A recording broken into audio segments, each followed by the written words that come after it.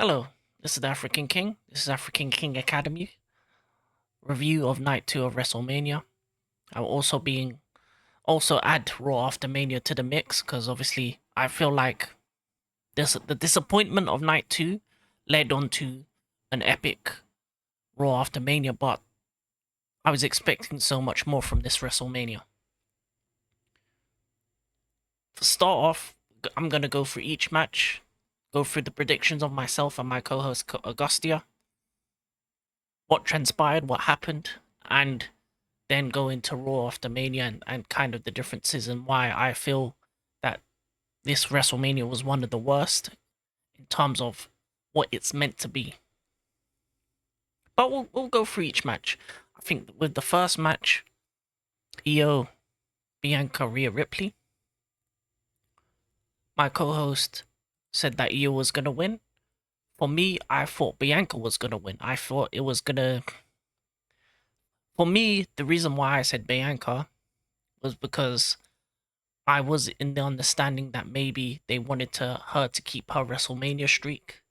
It would be interesting to see if you added a WrestleMania streak for a female going where they're undefeated in at WrestleMania, but they didn't go that direction. In the end, for me, it was a great start to the night too. It was a big match. It was everything it needed to be, flowing from beginning to end. An absolutely amazing finish and a big win for Io. And I think as much of it as it was a surprise, I think is deserved. I think she deserved this moment. Obviously, it's going to be interesting to see what's next for her. But I feel like with the way the crowd reacted, I think Bianca's going to turn heel. I think with what happened at Raw after Mania, it looks like Rhea's going to more likely be her opponent coming next. And it's going to be interesting to see what Bianca does with this new change in the audience in terms of the way they perceive her. Because it went from cheers to heel heat, which for me I didn't really get, but it happens. It's the nature of the fan. Their opinions matter, and with that, it kind of changes the character. And I would like a heel Bianca. I think it's long overdue. I think she needs a different character, and maybe her joining with a heel Naomi may be something completely different. And I think that might be something interesting going forward. Then after that, it was match two. And for me, this match, I didn't care about it. I'll be honest with you. Drew versus Damien, for me, felt like two guys that had nothing to do and they just put them in a match. And the problem with that is that when you have titles and other matches that could have been on the card to elevate divisions, for example, the SmackDown Tag Team division could have easily been on this card, have had a ladder match, had an Extreme Rules match that actually meant something that was had some weight behind it, some gravitas with 3, 4 great teams that they have in the SmackDown division. For me, deserved more to be on the card. If you don't have anything significant for Drew or Damien, don't put them together. Because as great as the match was, it didn't mean anything in the long term storytelling of WWE. Damien takes the loss, doesn't do anything for him. Drew takes the win, doesn't really do anything for him. There's no thing after that kind of. For me, WrestleMania is the beginnings and the endings of the wrestling season, right? This story, Drew's story, didn't end or start. The same with Damien. For me, it was a nothing match, and for me, I feel like it wasn't worthy of that pay per view. For me, it felt like a match that could have been on a Raw, SmackDown, or Backlash, and it would have been something that you would have had on like a holiday special, when it like a Christmas street fight, one of them kind of matches. For me, but I will say this: the quality of matches from the first two was on point, was at WrestleMania level, but the second match wasn't WrestleMania worthy.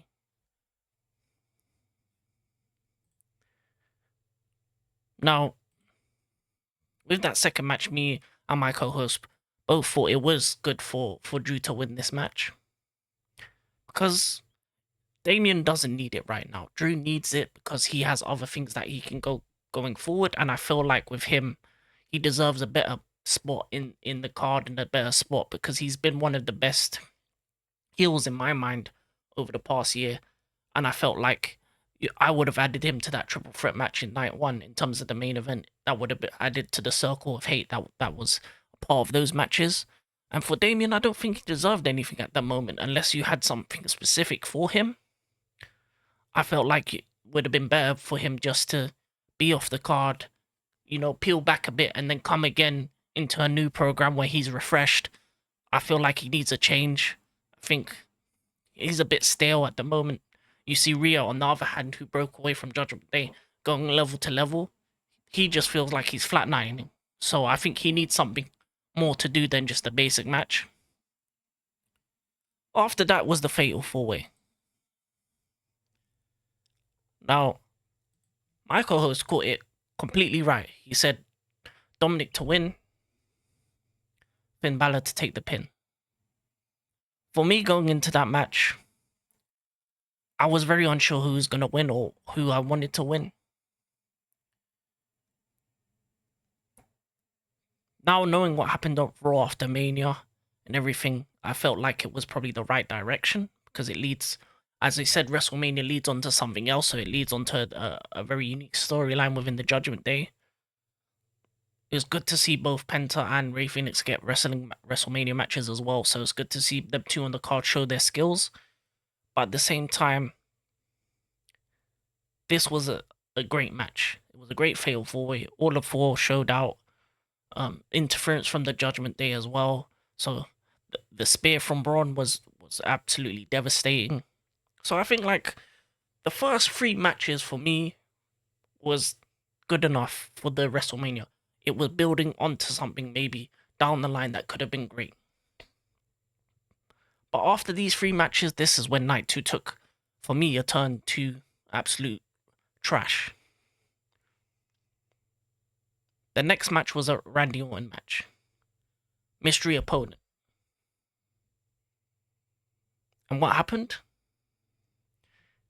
Just like Karrion Kross said, they went for the viral moment. Joe Henry, the TNA champion, comes out. Now, it does a lot for him. It gives him in that WrestleMania moment. It gives him that pop. It gives the TNA championship a moment on the show. But my issue is, if you're going to have this match, why give it barely any time? For me, it deserved a minimum 10 minutes. This is WrestleMania. There shouldn't be squash matches in WrestleMania. Every time that's happened, people have been upset by this. And I know it's Randy Orton and it's this new guy Joe Henry, but he's a champion in another promotion, a world champion. So it means he is the best of the best at TNA. Now TNA level is really high level, so if we're gonna look at what TNA is, have him at least have a competitive match for a period of time where it's actually worthy of the show. For me, this felt like another gimme that could have been on the Raw after Mania or the SmackDown. It didn't feel WrestleMania worthy because as big as the pop was, and this was the biggest pop. And this one more thing, the crowd at Vegas was terrible. Overpriced tickets, terrible crowd, and overall not a really good time in terms of watching, in terms of viewing experience. I think WrestleMania needs a more European-based one going forward. I feel like they need to expand WrestleMania across the world because if you looked at the European fans over the course of that period of time, they added new chants. They made guys look bigger than they are. They actually added to the show. Whereas these fans just felt like they were just background noise coming in once in a while. But yeah, Joe Henry got his pop. It was a good moment, but a nothing match. Now, it's okay if you have one of those nothing matches. It's all good. But then what happens next? Now, Logan Paul. He's a great at what he does. He's one of those kind of celebrity wrestler types, right? Which is cool and all. But for me, and for my co-host as well, AJ Styles shouldn't be losing to Logan Paul in any circumstance or in any way possible. This was a miss for me. As a match, it was a miss. It wasn't of the level of an AJ Styles match. And I've seen Logan Paul do better, and I felt like this was just gimmicks. I felt like this was just a gimmick match. This felt like something that could have been on any other show and it wouldn't have made a difference. AJ deserves more than this. He's a multi-time world heavyweight champion. He's an elite wrestler. He is this generation's HBK. He's a guy that has maybe a couple of WrestleManias left in the tank. Stop wasting him. If you're not going to give him an opponent that's worthy of his time, don't just give him Logan Paul. And I need to see an AJ Styles fix something for him going on in this year. He needs to face Cena at some point. That story has to conclude during this year. And I feel like he deserves more going on in 2025 than he has been in the past couple years. Also, on a side note, him and Finn need to have a storyline together at some point that is meaningful, because you can't have the two leaders of the original Bullet Club in your company and not do anything with that. You've lifted the ban of talking about other companies, about other stuff, about other things outside of wrestling. You've major news, you bought AA Triple R, so you're expanding into Mexico. You're probably looking at New Japan, and maybe getting them in Japan as well. So you can put these storylines together with and even have conversations with New Japan for them to allow it to create these kind of storylines, but you're not doing that. And for me, they gave that match too much time, too much extra BS on it, and it wasn't worthy of the minutes that it got. It wasn't worthy of the minutes that it got, and it was a nothing match, another nothing match. So you've got out of the first five matches, 2 nothing matches, 3 great ones, and one of those great ones shouldn't have even been on the card. Then we move to the tag team match. Lyra, Mystery, Guest versus the tag champs.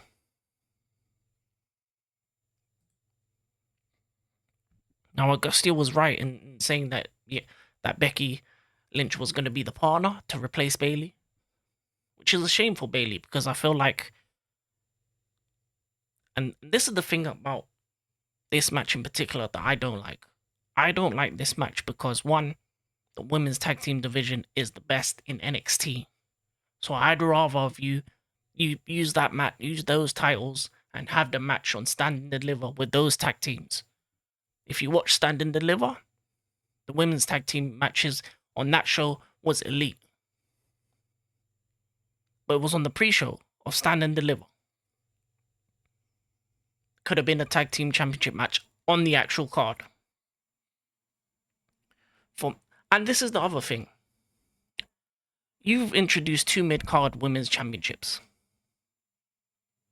Not one of them is defended on the show. Chelsea Green is nowhere to be seen, and Lyra's going after another title. For what reason? Now, on the Raw after Mania, you have her get turned on, but why couldn't you have done that at Mania? Why couldn't you have just done the same thing you did on Raw at Mania? That is more interesting for the show. Have Liv and Raquel retain their titles. Have Becky turn on Lyra. Then okay. Becky came back. That's a good surprise. She turns heels. Okay, you do it at WrestleMania. You don't do it on the Raw after. Because then you just waste a match. You waste a match that could have just been an IC title match or something of that ilk. You could have had a fatal 4-way with the likes of Liv, Bayley, Lyra Valkyria. Zoe Stark deserves to be on a card. She's a great wrestler that deserves to be going after these titles. Ivy Nile got pushed to the wayside, and the fact that none of American Made was on the card either as well. For me, how great of those 3 wrestlers are as well. It's a shame. And then you get 3 matches in a row that no one cares about, with average surprises, and it leads to nowhere. Because the Because Lyra and Becky win the titles, which I didn't expect, to lose it the next day. To lose it the next day to the same team and then have a heel turn. When you could have done it on WrestleMania. And then finally, the biggest piece of garbage of all. Up until the point of the ref bump, the match of John Cena and Cody Rhodes was okay.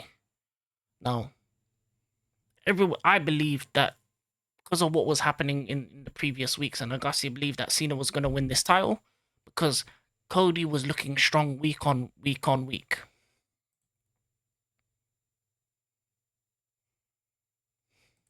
But what happened in this match? Last year, we had an event where surprise after surprise after surprise in the main event. This main event, who did we get? Travis Scott. Travis Scott comes out, takes 10 years to go to the ring. And does he get his receipt? No, he doesn't get a stiff punch. He just gets one crossroads. And then Cody doesn't want to hit a man with a belt, gets hit with a belt, a low blow and a belt, and then loses the title. Just like that. Cena was right when he said he wanted to ruin wrestling. Because that's what he did on that night. He doesn't even need to do anything more after that. And then what we're moving on to next for Cena? Cena versus Orton. At St. Louis. Do I care? No, I don't. So from caring so much about the final boss, Cody Rhodes, finishing the story, the tribal chief, to this, where I don't care. 4 matches in a row where I felt the match quality was lackluster. The point of these matches was no point. It felt like a B+ pay-per-view. It felt like a payback. It felt like not even none of championships, because championships weren't even really defended on the card like that. This night 2, for me, was the worst night 2 I've seen in my life. It did lead on to a great Raw after Mania, and Triple H turned it around, because that Raw after Mania, now we have things to carry on. But this is what WrestleMania is meant to be about. It's meant to be the show where things finish and things start. End, begin. Either you start a story or you end a story. None of that happened on either night. I could name 5-6 matches that I did not care about on either night of WrestleMania. For me, WrestleMania was treated as if it was some next, like, that it wasn't the main event, that it wasn't the shows of shows, that it wasn't this big thing. And what's the point of having the final boss in the heel turn if he's not going to show up any time after that as well? What's the point? You sold his soul to the final boss to do what? Where's this guy? I'm disappointed with this night too. I really am. And majority of it was terrible for me. First 3 matches were great. One of the matches I didn't care about anyway. And the final 4 just dragged on. And I think to myself, of all the superstars that deserve to be on the card, that could have had a good match on the card, the tag team division that needs something, both the mid-card women's titles that needed something. You introduce 2 new titles and you don't even put them on the card properly. Lyra 2 belts for one night. Woo. For me, they need to do better at the next WrestleMania, because at this rate, I need to see something over the next couple of weeks. Because if I don't, if the Raw after Mania was the only good Raw going forward, I'm gonna stop watching this stuff, because it's annoying me at how poor the execution was of some of these things and the lack of quality of the matches. I'm gonna go through. You know what? I'm gonna go through every match. Jey Uso Gunther, good quality, perfect way to start. New Day versus War Raiders, don't care, could have been on a Raw or SmackDown. New Day won the title again. Whoop-de-doo. Jade Cargill, Naomi, brilliant. Two women of color, a single match with storyline behind it, with an actual, end point. And Jade gets her comeuppance on Naomi, who crashed out on her. Brilliant. Jacob Fatu, LA Knight, brilliant match, quality wrestling. Title change to another popular superstar. People screaming Fatu, cool. Grande Americano, Ray Phoenix. Pointless match. This match should have been a mask v mask match. Grande loses. All we find out is Chad Gable. Then you can carry on the storyline from there. The Luchas versus American Made. He wasn't even on the Raw after Mania after this. What's the point? Tiffany Charlotte. Terrible promos going into it. Terrible match. Sandbanging. And I don't want to see Charlotte in the title scene anymore. Good that Tiffany won the match, but these two women shouldn't be in a match ever again. Not WrestleMania worthy. Main event, solid. Three men that are on top of their game. Absolutely brilliant. What an ending to the show. Cool. As I said, the first 3 matches of night 2, Io Bianca Ripley, great match. Drew Damien, great match. Didn't care though. Fatal 4-way IC title, brilliant. Dom gets his first title. What people call the new Eddie Guerrero. I'm not his big fan, but cool. Moves on the Judgment Day storyline. Nice. Randy versus Joe Henry, pointless. Logan versus AJ, don't do anything. Women's tag team match. Oh, Becky's back. Could have done that on the Raw after Mania. Or you could have had her heel turn on the WrestleMania for it to actually make sense. You have her just win a belt just to lose a belt. What's the point? Bayley not on the card. All the women that could have been on the card for the IC title or the US Championship as well. 2 matches that should have been on the card for this. 8 minutes of a waste of my time. Cena Cody, terrible. Terrible. Rubbish way to end. Super Cody taking multiple AAs and he loses to a low blow and a title. Come on. You could have done more with this. And John Cena's last WrestleMania match ever is just going to have him and Travis Scott all over it. I'm happy that he's retiring. I'll be honest, I'm happy he's retiring. Good riddance to him.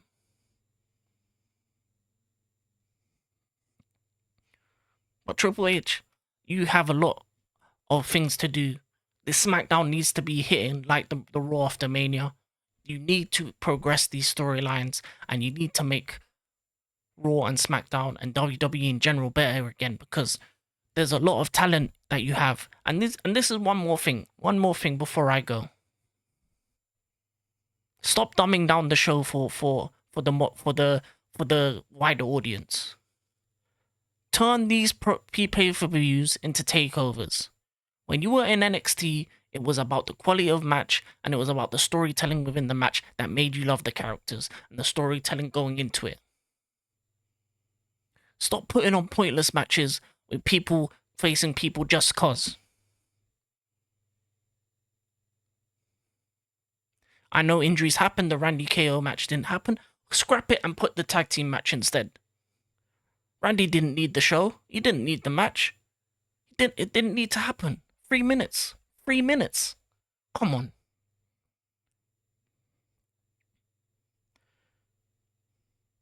There was only one match that was a classic, and that was the main event of night 1. The rest of them were either good, mid, or garbage. 5 out of 10 for the WrestleMania. Raw after Mania, 8 out of 10. But I am slowly starting to wonder if Triple H is worthy successor in making this product great. Because he's done some good stuff, but he's had a couple misses now.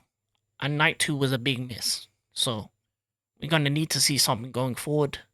We're going to need to see better quality. And yeah, that's it for me with this video. Wrestlemania Night 2 review. And yeah, we'll do more shows going forward. But if the wrestling starts to get worse, you ain't gonna ever see me again. Oh, and Rusev Day. I'm happy he's back. I'm happy he's back. I can't lie. But this has been African King. And I'm out. Peace.